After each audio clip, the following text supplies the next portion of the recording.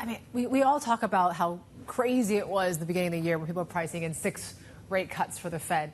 We've come down a little bit now to maybe about 1 or 2. I mean, do you think right now, given with the commentary they've seen, the data that we've seen, that that's reasonable?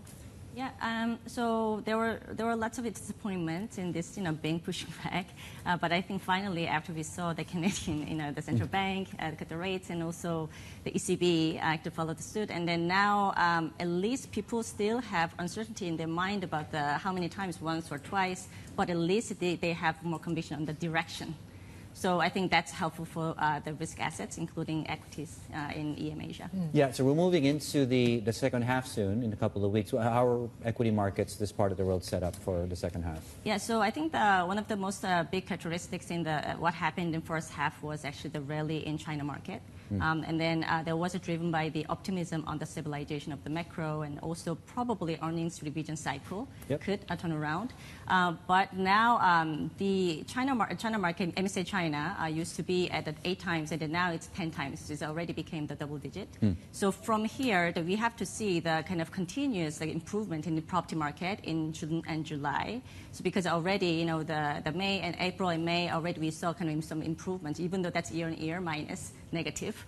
So we have to just keep looking for that, and also plus although the export, the numbers will be very strong, I think much stronger, especially last month, but domestic side is still, we are seeing some weakness. So for example, like some sales growth of the retailers and sportswear and some kind of typical consumer names, still they are releasing kind of lower than expected numbers. So from here, I'm still very positive for the upside potential in China market, because it's still 10 times, and then the positions is very light. Still only 10 times. Yes. Yeah, and then so the direction is kind of upward, but it's not going to be linear path. So there will be ups and downs. So that's why in the second half, especially when we are going to see the U.S. election soon in the second half. Yeah. So that's why we have to be more balanced between, I think we have to have some positions in China, but also some structural, growth stories like some tech, the beneficiaries of, the AI in the investment cycle, or even India, even after this very shocking result of election, in India, that's very structural, and then it's going to be, soon to be like a 3rd largest economy in the world.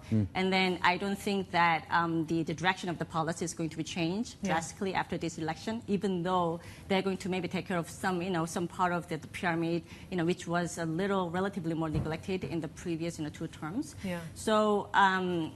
So that's why we have kind of overweight positions in India and tech-related, stocks, mostly in Taiwan and some in Korea, and also in China. We also have almost like a neutral the position in China as well. Yeah, you mentioned about some of your top holdings are within these semiconductors in Korea, TSMC, and the like here. It's just interesting that that it's still important to kind of stay in the sort of hardware sort of side of the AI trade. We were just talking to a previous guest saying it's kind of broaden that a little bit more to maybe applications, the like. Do you see any opportunities on that side? But I think in terms of the application side, it's going to take a little more time to see some profitability this side. So now that's a big question mark. But at least that the capex on in investment and also kind of hardware side, I think still it's very hard to say that this is like a later stage of the big cycle. So that's why we have more positions in that side. So for example, like a TSMC or some of the memory chip players in South Korea, they are having the very dominant in the positions, and also even a top line, bottom line. I think we are seeing more kind of upward revision potential than the downside risks, even after this big rally.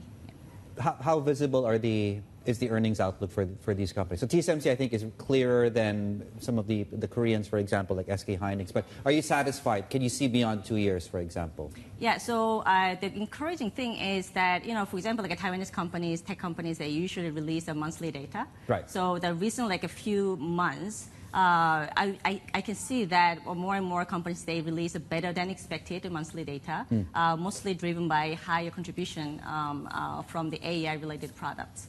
So I think it's going to support, the heightened the valuation going forward. So now, of course, it is expensive. It's not just Taiwan or Korea. It's globally, tech AI-related theme. Thematic stocks are all much more expensive than before, that's for sure. But at least it's being justified by better than expected ongoing kind of upward revision on the kind of both line, the top line and bottom line. Yeah. So and also at the same time, this is not the kind of later stage of the big investment cycle. So that's why I think we have to kind of spend time horizon a little bit longer than just a few quarters from here. Yeah, it's funny how markets, when there's something this big and exciting, they tend to ignore some of your warning signs on valuation. But I guess you're right? So valuation. Now, for someone like you that oversees, of course, a mandate, right? And you have real estate allocations, of course, in your portfolio, 100%. You can't go more than that. So you mentioned China deserves something more. AI, it might be too early to trim. Do you think you'll get that from India? Because of what's happening there, or where else would you get that, for example? That we underweight in mostly in ASEAN the countries, and also the China. It's not overweight yet, so we reduced the underweight drastically, but it's a slight underweight or neutral. But I think the second half of this year is going to give more kind of good opportunities to build more positions, because I don't think this China play is very short term. We have a strong belief in the kind of long-term potential of China in terms of the technology development, or if you think about their very highly educated people, which is 1.4 billion population, and so we have that kind of belief. So I think when we are going to see some ups and downs in improvement of macro or kind of the earnings revision cycle, especially in the second half, and plus U.S. election. It's going to, I think, that cause lots of market volatility when we are getting closer to, November. Yeah. So I think it's going to be a very good opportunity to build a more China position during that kind of, market volatility. So to prepare for more kind of meaningful recovery and then a turnaround of our earnings revision cycle from next year. Yeah. How do you take advantage of the volatility? I mean, you mentioned the tech space. Where can you stay positive in that China tech space now? Yeah. In China tech, even though there are lots of sanctions and then kind of there's geopolitical issues between the U.S. and China, but at least we saw some products from Huawei and then local brands. Yeah. So I think I think that was the pace of development on their own is actually there. It's showing that they actually have the capability, even though it could be slower than previously expected. But I think technology side, if you look at the number of patents is a lot more than any other countries in the world. And then so I think we believe in the long-term potential in technology side in China. And outside of tech, and I think what you mentioned too there is it's still a tactical trade for you, China, right now. You're still waiting to move that up to maybe market weight, if not overweight. What are the areas of the China equity market that you're looking at, that you're tempted to go, maybe this is it, if we do get more signs of stability in the economy? Yeah, so far we have been a little more defensive in terms of the portfolio in China, even though we increased the weight. But the big holdings in China is more about the kind of steadily, structurally growing the sectors and the companies where we see less cyclical impacts from weak macro. But going forward, I'm looking for the effect, kind of how effective this property policy will be. And then again, I want to see more kind of ongoing and continuous improvement in property sector, and also plus, more importantly, the income growth of people and the kind of confidence level of the Chinese consumers is still quite low. So hopefully, it's been already more than a year since reopening. So I think the consumers, they are getting more and more confidence and kind of getting more kind of comfortable with kind of macro environment after that. And then the companies, they are going to also, they have to have more, can increase their confidence level so that they can hire more people, and then they can invest in increase their capex. Yeah. So everything is kind of has to work together. But now the starting point is from the property market.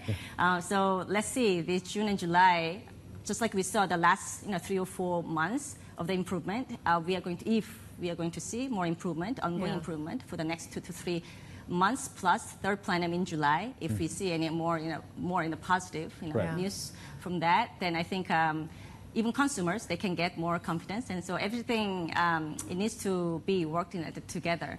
We talk about maybe the confidence shaken a bit in India this week, just a little bit. I'm just wondering, you mentioned the policy direction is not going to change. How do you justify the valuations, though, in that market now? The Indian market has been trading at premium, almost all the time because of the very high, much higher ROEs, and then entry barrier it's much higher. But after the COVID, I think, and then also big geopolitical issues came out between China and China and the U.S. The Indian market has been trading at a slightly higher value, premium. But I think now after the several reforms that Mr. Modi that successfully started, I think now the fundamentals of the Indian economy and the market and then the earnings quality is still improving. So, for example, this year, India is one of the few emerging equity markets that is still showing upper revision of the earnings. So it is expensive, more expensive than the other markets, but this structural story cannot be ignored. And then, so any volatility driven by the political issues or any other non-fundamental issues, and I think we can use it as a buy and dip opportunity.